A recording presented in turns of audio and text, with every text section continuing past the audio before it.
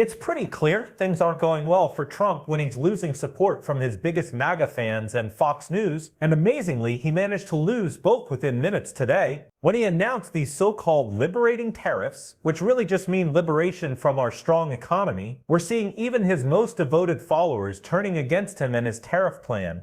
It's not just what they're saying that matters, but what they're actually doing. Republicans in Congress just dropped a major legal challenge to Trump's tariffs. We'll get into all the details, but first, could you take a second to like this video? And if you enjoy our channel but haven't subscribed yet, hitting that subscribe button would really mean a lot to me. Now, before we dive into all the backlash against these tariffs, we unfortunately need to start by looking at what Trump actually said about them. Let that happen.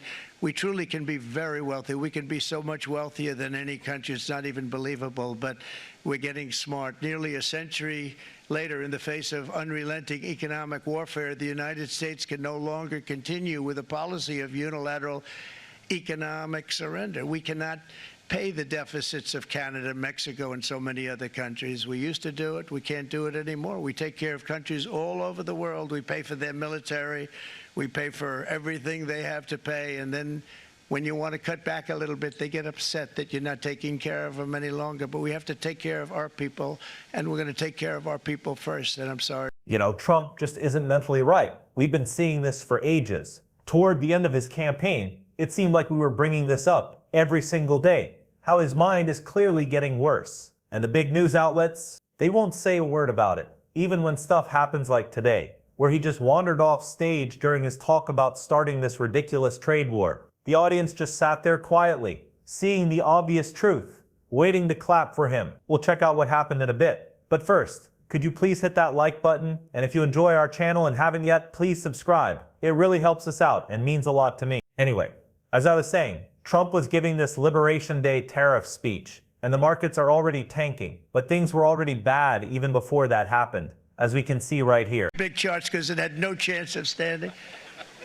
Fortunately, we came armed with a little smaller chart.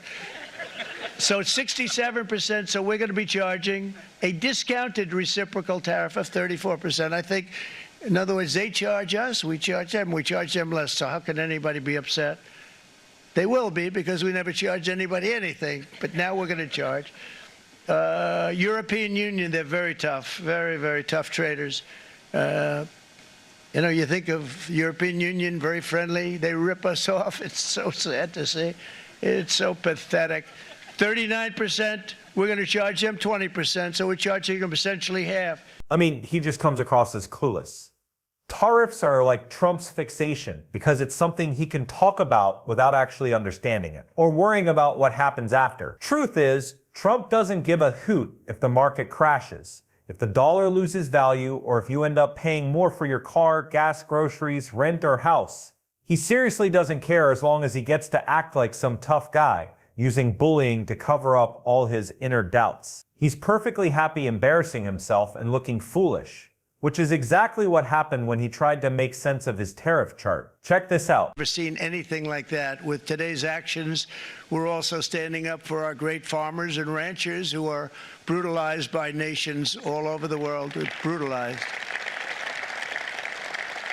Canada, by the way, imposes a 250 to 300% tariff on many of our dairy products. They do the first can of milk. They do the first little carton of milk at a very low price, but after that it gets bad, and then it gets... What a perfect picture of where our country is right now. A guy who can barely read trying to get through this massive chart they made as big as possible for the smallest little president we've ever had. Also, he can read about how tough and big he is with these numbers. He doesn't even understand. Numbers he has no clue about the harm they'll cause. If you really wanted to make it clear to him, you could show him a graph instead of that chart. A graph of the stock market going down like that right when his speech started and continuing to fall as he went on, just rambling away like the fool that he is. Just listen to this nonsense here. Then in 1913, for reasons unknown to mankind, they established the income tax so that citizens, rather than foreign countries, would start paying the money necessary to run our government. Then in 1929, it all came to a very abrupt end with the Great Depression, and it would have never happened if they had stayed with the tariff policy. It would have been a much different story. They tried to bring back tariffs to save our country. And then it gets, Trump's been talking a big game about farmers and manufacturers, and I want to dive deeper into that later in this video. Of course, I want to show you this shocking moment where Trump just walks off stage. It was honestly disturbing to see him up there, but he keeps going on about farmers and manufacturing. Two groups he's actually attacked from day one of his presidency. He cut steel, slashed USAID money that was used to buy American farm products to send worldwide to prevent starvation. Yeah, that doesn't exactly help farmers. And his attacks on green energy, that doesn't help the green energy manufacturing sector that took off during Biden's time. This is just completely fake, a total lie from Trump. But what else should we expect from a guy who sounds like this?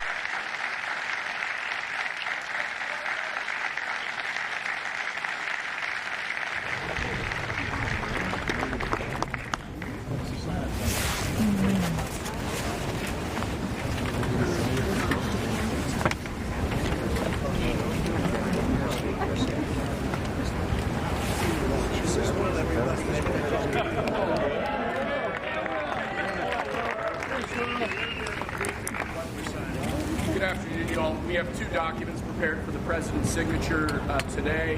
One closes what's referred to as the de minimis loophole. It's just painful at this point how out of it he sounds.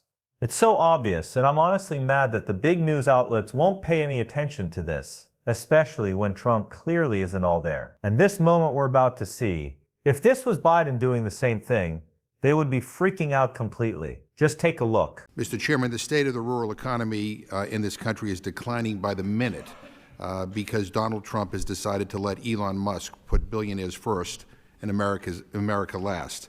I mean, come on. Tariffs against our closest allies and ag trading partners, gutting science programs while bird flu rips through poultry and livestock, freezing money that has been promised to farmers for ongoing projects. Do my colleagues really think these are good for rural America? Trying to illegally purge the career staff at USDA, who we all know try to help rural communities.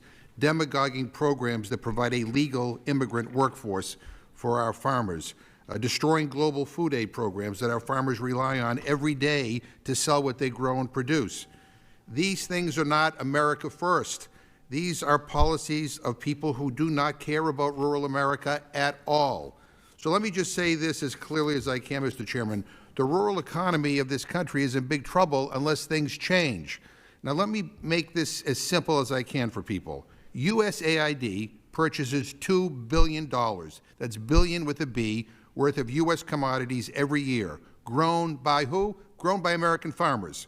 That's soybeans, rice, wheat, sorghum, the vast majority of which are grown not in my district, but in your districts, in red states, in many of your districts. And then some weirdo named Elon, who's probably never set foot on a farm in his life, just decided to end it all, to eliminate entire markets for our commodity growers while prices are already low. And spare me the rebuttal of, quote, food aid was exempted from Elon's shutdown. That's BS. We are hearing from people on the front lines that is BS. Even the USAID Office of the Inspector General just said yesterday, and I quote, uncertainty about the scope of foreign assistance waivers and permissible communications with implementers has degraded USAID's ability to distribute and safeguard taxpayer-funded humanitarian assistance, end quote. So more than 475,000 metric tons of American food commodities valued at $450 million that were scheduled or in transit are now at risk of being wasted. And more than 29,000 metric tons of food commodities valued at $39 million are sitting on the floor of USAID warehouses in Houston. And I'm hearing reports that the so-called waiver of food aid is not helpful because these waivers are impossible to obtain. The freeze is already having dramatic consequences on rural communities. Companies that buy massive amounts of soy and peanuts to treat childhood malnutrition are shutting down. And these shutdowns are going to hit rural America like a ton of bricks. So I'm just saying to my Republican colleagues, is this what America first means to you? Sticking it to your own farmers by ripping the rug out from under them? Great job. I'm sure you'll go on TV talking about how great Trump is while he totally screws over the people we represent. So with that, I have a question for Mr. Weinzierl that I hope you can answer quickly. A simple yes or no is fine.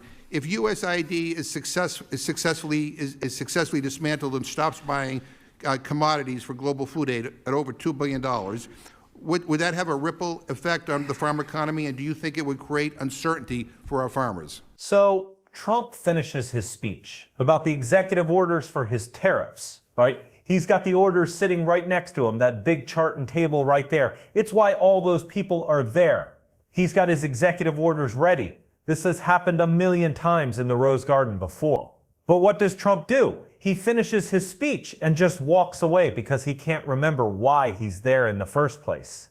All he knows is that he likes standing in front of crowds, complaining, whining, and shouting about tariffs. But he doesn't understand anything else. He had to be guided back onto the stage. I'm surprised someone didn't have to hold his hand while he signed them. Trump always talks about AutoPen, but what about auto getting to the spot where you're supposed to sign your own executive orders? This is completely insane. The guy doesn't know where he is in space. This isn't someone who, even on his best day 20, 30, 40 years ago, was smart enough for this office. But now it's a national security threat. We're seeing the most clueless administration ever. Sorry, I just have to use that word. It's as straightforward and real as I can put it. They're just clueless. With more news about Mike Waltz using over 20 Signal group chats to share government secrets on unsecured servers.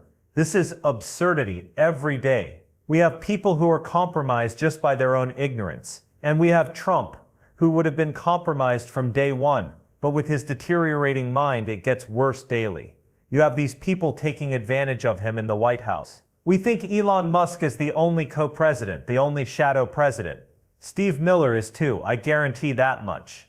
That's scary, especially knowing what these guys want to do and who they don't care about. And I mentioned farmers earlier, someone who completely destroyed Trump's argument about supporting farmers. A total sham. Was Jim McGovern in this clip right here.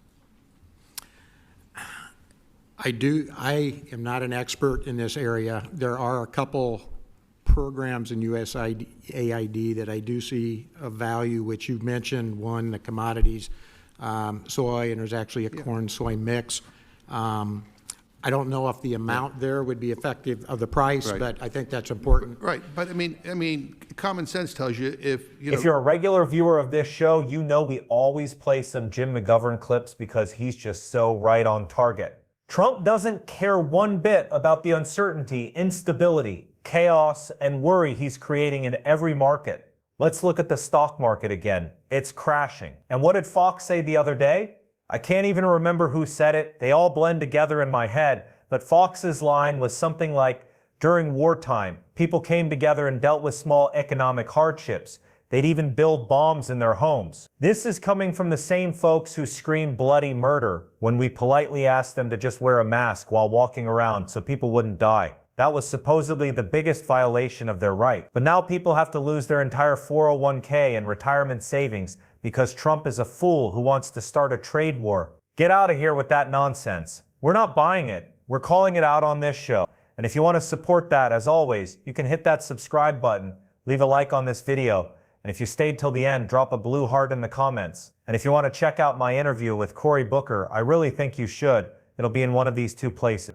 Hope you take a look. And until next time, I'll see you soon. $2 billion is taken off the table, which is used to purchase farm commodities. Who makes up that market? Let me just say one other thing, Mr. Chairman. We have 47 million people who are hungry in this country. And I had hoped that America First meant that we're going to try to feed them. And I guess I was wrong because I hear that the Republican leadership is still pursuing $150 billion in cuts to SNAP. If you're a regular viewer of this show, you know we always play some Jim McGovern clips because he's just so right on target. Trump doesn't care one bit about the uncertainty, instability, chaos, and worry he's creating in every market. Let's look at the stock market again. It's crashing. And what did Fox say the other day? I can't even remember who said it. They all blend together in my head. But Fox's line was something like, during wartime, people came together and dealt with small economic hardships. They'd even build bombs in their homes. This is coming from the same folks who screamed bloody murder when we politely asked them to just wear a mask while walking around so people wouldn't die. That was supposedly the biggest violation of their rights. But now people have to lose their entire 401k and retirement savings because Trump is a fool who wants to start a trade war. Get out of here with that nonsense. We're not buying it. We're calling it out on this show. And if you want to support that, as always, you can hit that subscribe button, leave a like on this video, And if you stayed till the end, drop a blue heart in the comments. And if you want to check out my interview with Cory Booker, I really think you should. It'll be in one of these two places. Hope you take a look. And until next time, I'll see you soon.